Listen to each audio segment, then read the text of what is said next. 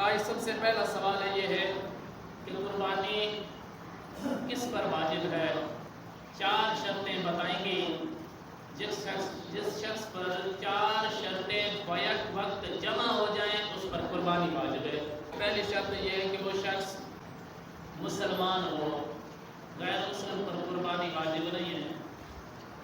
مسلمان شخص پر قربانی واجب ہے، ساتھ اس کے ساتھ ایک اور شرط بھی ہے کہ وہ شخص آزاد ہو۔ آج کے زمانے میں تقریباً سارے آزاد ہیں، پہلے زمانے میں کچھ لوگ غلام بکتے تھے، وہ آزاد نہیں ہوتے تھے۔ تو قربانی ایک مالی عبادت ہے، تو مالی عبادت کے لیے مالیت کا مالک ہونا ضروری ہے۔ تو غلام جب مالک ہی نہیں بن سکتا تو مالی عبادت رب نے اس پر لازم نہیں فرمائی۔ تو فرمایا کہ یہ ایک مالی عبادت ہے، اس مالی عبادت کے لیے مالیت کا مالک ہونا ضروری ہے۔ آزاد شخص ہی مالک بن سکتا ہے، غلام مالک نہیں بن سکتا۔ پھر فرمایا کہ مقیم شخص پر قربانی واجب ہے، مسافر پر قربانی واجب نہیں۔ آپ اگر سفر کے دوران تقریباً کوئی 92 کلومیٹر سفر بنتا ہے آج کل کے کلومیٹر کے حساب سے، اگر کوئی شخص اتنے سفر کے ارادے سے اپنے شہر کی حدود سے نکل چکا تو اب اس کو راستے میں قربانی کے دن آ گئے ہیں تو اس پر قربانی واجب نہیں ہے۔ اگر دوران سفر ہے قربانی کرے گا تو گناہ نہیں ہے، نفلی ہے، اس کو نفل کا ثواب ہوگا، لیکن اگر وہ نہیں کرتا تو گناہ گار نہیں، واجب نہیں ہے مسافر پر قربانی۔ پھر فرمایا کہ غریب پر قربانی واجب ہے، غریب پر قربانی واجب نہیں ہے، مالدار شخص پر قربانی واجب ہے۔ اور 5ویں شرط پھر یہ بھی فرمایا کہ یہ ساری شرطیں عید کے 3 دنوں میں موجود ہوں۔ اگر آج شرطیں پائی گئی، ابھی عید نہیں آئی تو قربانی واجب نہیں ہے۔ عید کے 3 دن ہوتے ہیں قربانی کے، 3 دنوں میں یہ 4 شرطیں بقایا پائی گئی، یعنی کیا؟ مسلمان ہو، آزاد ہو، مالدار ہو، مقیم ہو، 4 شرطیں پائیں گی۔ 5ویں شرط یہ ہے کہ وہ شخص عید کے دن اس کے پاس یہ 4 شرطیں اس کے پاس پائی جائیں تو اس پر قربانی واجب ہے۔ ہمارے نزدیک امام ابو حنیفہ رحمۃ اللہ تعالی علیہ کے نزدیک قربانی جو ہے یہ واجب ہے، لیکن جو قربانی کو سنت سمجھتے ہیں وہ دلیل کیا دیتے ہیں کہ نبی پاک صلی اللہ علیہ وآلہ وسلم نے فرمایا جو شخص قربانی کا ارادہ رکھتا ہو اسے چاہیے کہ جب قربانی کے مہینے کا چاند نظر آ جائے تو وہ اپنی حجامت، بال، ناخن وغیرہ نہ کاٹے۔ اب مسئلہ ہے اس میں یہ ہے کیا یہ ضروری ہے جس شخص نے قربانی کرنی وہ نہ کاٹے، یا اس کاٹنے یا نہ کاٹنے کی حیثیت کیا ہے؟ تو یہ ہے مستحب۔ اگر کوئی شخص نہ کاٹے گا جس نے قربانی کرنی ہے، وہ اپنے بال، ناخن، حجامت وغیرہ نہ بنوائے تو اس کے لیے ثواب ہے۔ اگر کوئی شخص کٹوا دیتا ہے تو گناہ نہیں۔ یہ مسئلہ واضح ہو گیا، گناہ نہیں ہے، یہ مستحب ہے، ثواب ہے۔ اگر کر لو گے تو ثواب ہے، نہیں کرتے ہو آپ اس کی پابندی تو گناہ نہیں ہے۔ تو اب اس سے یہ مسئلہ نکال رہے ہیں سنت والے کہ نبی پاک صلی اللہ علیہ وسلم نے فرمایا جو شخص چاہے ارادہ رکھتا ہے قربانی کرنے کا تو پھر وہ حجامت نہ بنوائے، عید کے چاند نظر آنے کے بعد جب تک قربانی کر نہ لے۔ تو فرماتے ہیں کہ اگر قربانی واجب ہوتی، ضروری ہوتی تو پھر نبی پاک صلی اللہ علیہ وسلم ارادے کے ساتھ اس کا تعلق نہ جوڑتے۔ اور ایک اور انہوں نے دلیل دی ہے کہ اگر قربانی واجب ہوتی تو جس طرح زکوٰۃ ہے فرض، مقیم پر زکوٰۃ فرض ہے تو مسافر پر بھی زکوٰۃ فرض ہے۔ اگر وہ سفر کے دوران ہے نا زکوٰۃ اس پر بھی فرض ہے، یہاں گھر آ گیا ہے زکوٰۃ اس پر بھی فرض ہے، مقیم پر بھی زکوٰۃ فرض ہے، مسافر پر بھی زکوٰۃ فرض ہے۔ لیکن قربانی جو ہے یہ مقیم پر فرض واجب ہے، مسافر پر واجب نہیں ہے۔ جو سنت کے قائل ہیں جو کہتے ہیں کہ قربانی سنت ہے، وہ کہتے ہیں کہ اگر یہ واجب ہوتی تو پھر مسافر پر بھی واجب ہوتی۔ یہ بھی ایک مالی عبادت ہے نا، جس طرح زکوٰۃ مالی عبادت ہے، قربانی بھی مالی عبادت ہے، تو پھر مالی عبادت دونوں ایک جیسی ہونی چاہیے تھی. جس طرح زکوٰۃ ہے مسافر اور مقیم پر ایک ہی نوعیت میں واجب ہے، تو پھر قربانی بھی اسی طرح ہونی چاہیے، مالی عبادت ہے. اب ہمارا جواب کیا ہے؟ حدیث پاک کا جواب حدیث پاک سے دیا، اور جو عقلی دلیل تھی اس کا جواب عقلی دلیل سے دیا. حدیث ہے کہ فرمایا میرے نبی پاک صلی اللہ علیہ وآلہ وسلم نے، جس شخص کے پاس وسعت و طاقت ہو، مالیت ہو، وہ نصاب کا مالک ہو، پھر وہ قربانی نہ کرے تو وہ شخص میری عیدگاہ میں نہ آئے. اگر قربانی سنت ہوتی تو میرے نبی پاک صلی اللہ علیہ وسلم ہرگز ایسا حکم نہ فرماتے کہ وہ میری عیدگاہ میں بھی نہ آئے.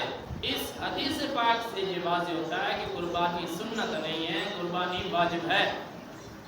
اب آپ جو فرما رہے ہیں کہ پھر اگر واجب ہے تو یہ مسافر پر بھی واجب ہونی چاہیے تھی اور مقیم پر بھی واجب ہونی چاہیے تھی، کیونکہ یہ مالی عبادت ہے، وہ بھی مالی عبادت ہے، دونوں مالی عبادت کا حکم ایک جیسا ہونا چاہیے تھا. فرماتے ہیں کہ بات یہ نہیں ہے، بات یہ ہے کہ دین میں آسانی ہے، دین میں تکلیف نہیں ہے. قربانی ہم نے مسافر پر واجب اس لیے نہیں رکھی کہ مسافر دوران سفر ہوتا ہے، اگر آپ اس پر قربانی واجب کر دیتے تو وہ تکلیف میں مبتلا ہوتا، وہ پریشان ہوتا، اور دوران سفر اس کو شاید ایسی سہولت نہ ملتی جس سے یہ حکم کی ادائیگی نہ کر سکتا، پھر رب کی بارگاہ میں وہ مجرم ٹھہرتا.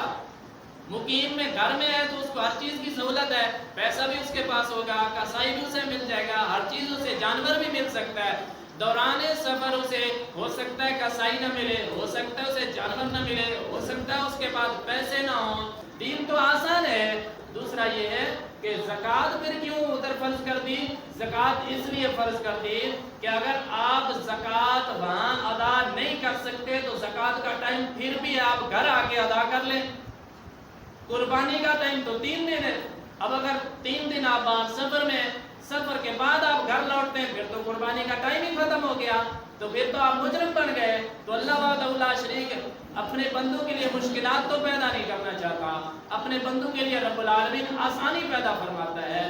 اس لیے فرمایا کہ زکوٰۃ بھی فرض ہے، قربانی بھی واجب ہے، لیکن فرض یہ ہے کہ مسافر کی آسانی کے لیے زکوٰۃ کا پھر بعد میں بھی ٹائم ہے وہ ادا کر لے گا، قربانی کا بعد میں ٹائم نہیں بچے گا، اس لیے مسافر پر قربانی واجب نہیں فرمائی.